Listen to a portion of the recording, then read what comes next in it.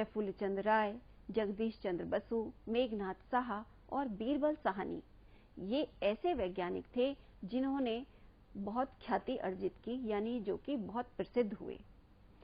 Sir CV Raman ने भौतिकी के क्षेत्र में नोबेल पुरस्कार प्राप्त किया था। बच्चों, ये आपको सामने नोबेल पुरस्कार का मेडल दिखाई दे रहा है, जो कि स्वीडन के वैज्ञानिक अल्फ्रेड नोबेल के नाम पर दिया जाता है। बच्चों, ये जो नोबेल पुरस्कार होता है, ये एक अंतर्राष्ट्रीय स्तर का पुरस्कार है, जो कि विज्ञान, साहित्य या समाज सेवा के क्षेत्र में उत्कृष्ट कार्य करने वाले लोगों को दिया जाता है। तो बच्चों, ये जो सर सीवी रमन थे, इन्हें भौतिकी के क्षेत्र में नोबेल पुरस्कार मिला था। श्रीनिवास रामानुजन भारत के महान गणितज्ञ थे। विश्वेश्वरैया ने इंजीनियरिंग और टेक्नोलॉजी के क्षेत्र में महान कार्य किए। इस तरह भारतीय वैज्ञानिकों ने विज्ञान के विकास द्वारा देश के विकास में महत्वपूर्ण योगदान दिया। शिक्षा और विज्ञान के क्षेत्र में हुए कार्यों से देश को एक नई गति और प्रतिष्ठा प्राप्त हुई। यानी जब भारत में विज्ञान पढ़ा जाने लगा और भारत के लोग विज्ञान के क्षेत्र में बहुत अनुसंधान और योगदान देने लगे, तो इससे देश को एक नई गति तो प्राप्त हुई ही हुई, साथ ही देश की प्रतिष्ठा में भी वृद्धि हुई। भारत में आधुनिक सोच विकसित करने का प्रयास। बच्चों, 18वीं शताब्दी में अंग्रेजों ने भारतीयों के धार्मिक, सामाजिक और सांस्कृतिक जीवन में हस्तक्षेप न करने की नीति बनाई थी। यानी 18वीं शताब्दी तक अंग्रेजों की ये नीति थी कि वे भारत के धार्मिक, सामाजिक और सांस्कृतिक जीवन में कोई हस्तक्षेप नहीं करेंगे। लेकिन 19वीं शताब्दी के प्रारंभ में भारतीय समाज और संस्कृति में परिवर्तन लाने के लिए कुछ कदम उठाए जाने लगे। मतलब 18वीं तक तो उन्होंने सोचा कि उनके जो व्यक्तिगत जीवन है, राजनीति के अलावा जो भारतीयों का अपना सामाजिक जीवन है, उसमें कोई हस्तक्षेप नहीं करेंगे। लेकिन 19वीं शताब्दी में उन्होंने इसमें मतलब उनके सामाजिक और संस्कृति में और सामाजिक जीवन में परिवर्तन लाने के लिए काम करना शुरू किया। ब्रिटिश प्रशासन ने अपने हितों को ध्यान में रखते हुए भारतीयों में आधुनिक सोच पैदा करने का प्रयास किया। तो बच्चों, ये विशेष बात थी कि उन्होंने, जो अंग्रेज थे, जो ब्रिटिश प्रशासन था, उन्होंने अपने हितों को ध्यान में रखते हुए भारतीयों में आधुनिक सोच पैदा करने का प्रयास किया। यानी वो भारतीयों को केवल उतना ही आधुनिक और उतना ही शिक्षित करना चाहते थे जहां तक कि अंग्रेजों के अपने हित पूरे हो सके। भारत में आधुनिकीकरण की संतुलित नीति। इस तरह अंग्रेजों ने भारत में जो आधुनिकीकरण कर रहे थे, वो उसकी संतुलित नीति बनाई। यानी वहीं तक आधुनिकीकरण करना जहां तक अंग्रेजों का स्वयं का फायदा हो, जहां तक वो भारतीयों को वो उतना ही आधुनिक बनाएंगे, उतना ही शिक्षित करेंगे जितने से अंग्रेजों को भी फायदा होता रहे। अंग्रेजों ने भारत में हजारों किलोमीटर लंबी रेलवे लाइन बिछवाई। पहली रेल 1853 ईस्वी में बोरीवली से ठाणे के बीच चली। बच्चों, रेल के बनने से, रेलवे लाइन बिछाए जाने से आवागमन में तो फायदा हुआ ही, यानी आने जाने में तो फायदा हुआ ही, साथ ही साथ व्यापार को भी बढ़ावा मिला। मतलब जो देश में व्यापार हो रहा था, अब वो रेल के माध्यम से बहुत दूर और बहुत जल्दी जाया जा सकता था, तो व्यापार को भी फायदा हुआ। नहर तथा कुओं का निर्माण भी अंग्रेजों के द्वारा भारत में करवाया गया। इसका उद्देश्य क्या था? इसका उद्देश्य कृषि के क्षेत्र में उत्पादन बढ़ाना था, यानी कृषि को बढ़ाना था, जिससे कि कृषि से प्राप्त होने वाला जो भू राजस्व होता है, उसमें भी बढ़ोतरी हो जाए।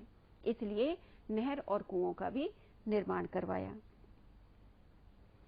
बच्चों, अंग्रेजों ने भारत में कुछ नए नगरों की भी स्थापना कराई थी, क्योंकि जो अंग्रेज थे ये ठंडे प्रदेशों में रहने वाले थे, इन्हें ठंडी जगहों पर रहने की आदत थी और भारत में भीषण गर्मी सहती थी, भीषण गर्मी होती थी, तो भारत की भीषण गर्मी को सहने में वो असमर्थ होते थे, क्योंकि उन्हें गर्मी में रहने की आदत नहीं थी। इसलिए स्वयं को और अपने परिवार को गर्मी से बचाने के लिए उन्होंने ठंडे क्षेत्रों में नए नगर बसाए, जैसे बच्चों शिमला, ये शिमला है, नैनीताल, शिमला, नैनीताल और दार्जिलिंग, ये जो ठंडे प्रदेशों में बने हुए जो नगर हैं, ये अंग्रेजों द्वारा ही बसाए गए थे। यूरोप में नए चिंतन का उदय। बच्चों, यूरोप में नए चिंतन का उदय हो रहा था, और वो चिंतन क्या था? चिंतन की अवधारणा थी विवेकशील वैज्ञानिक दृष्टिकोण, यानी यूरोप में वैज्ञानिक दृष्टिकोण का उदय हो रहा था। इस दृष्टिकोण के अनुसार वही बात सही मानी जाए जो मानव तर्क के अनुकूल हो और व्यवहार में जिसका परीक्षण किया जा सके। यानी यूरोप में ये विचारधारा, यह दृष्टिकोण विकसित हो रहा था कि तर्क की कसौटी पर जो बातें कसी जा सकती हैं और जो सिद्ध की जा सकती हैं, उन्हीं बातों को सही माना जाएगा। इस तरह का वैज्ञानिक दृष्टिकोण यूरोप में शुरू हो रहा था। इसी क्रम में अंग्रेजों ने भारतीयों के रीति रिवाजों को असभ्यता का प्रतीक माना और भारतीय सभ्यता को गतिहीन कहकर उसकी निंदा भी की। भारतीय कुरीतियों को दूर करने का प्रयास।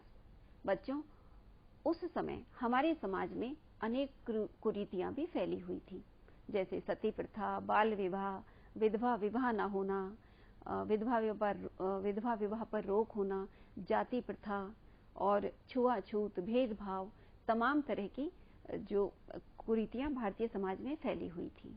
भारतीय चिंतकों द्वारा सुधार के प्रयास किए जा रहे थे, यानी बहुत सारे समाज सुधारक थे भारत में जो इन कुरीतियों को दूर करने का प्रयास कर रहे थे, जैसे जैसे राजा राम मोहन जी और दयानंद सरस्वती, सर सैयद अहमद खाजी, दादा भाई नौरोजी आदि बहुत सारे ये समाज सुधारक थे जो भारत में फैली कुरीतियों को दूर करने का प्रयास कर रहे थे। इस कार्य में उन्हें ब्रिटिश शासकों का भी सहयोग मिला।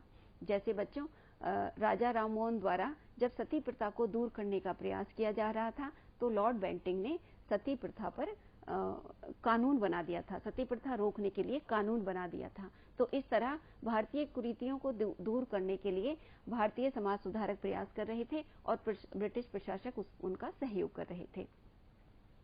अंग्रेजों की नीति धार्मिक मामलों तथा रीति रिवाजों में कम से कम दखल देने की थी। अंग्रेजों द्वारा अपने हित में किया गया भारत में आधुनिकीकरण अप्रत्यक्ष रूप से भारत के लिए भी लाभप्रद सिद्ध हुआ।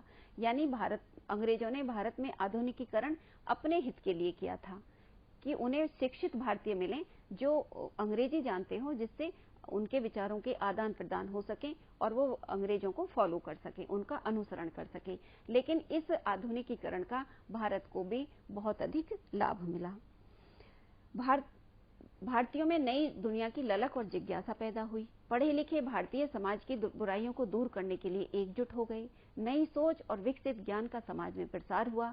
समाज में फैले अंधविश्वास और कुरीतियों को दूर करने का प्रयास हुआ और रेलगाड़ियों के आवागमन से न केवल आना जाना सरल और सुरक्षित हुआ, बल्कि छुआछूत और जाति प्रथा को दूर करने में भी रेलगाड़ियों ने मदद की।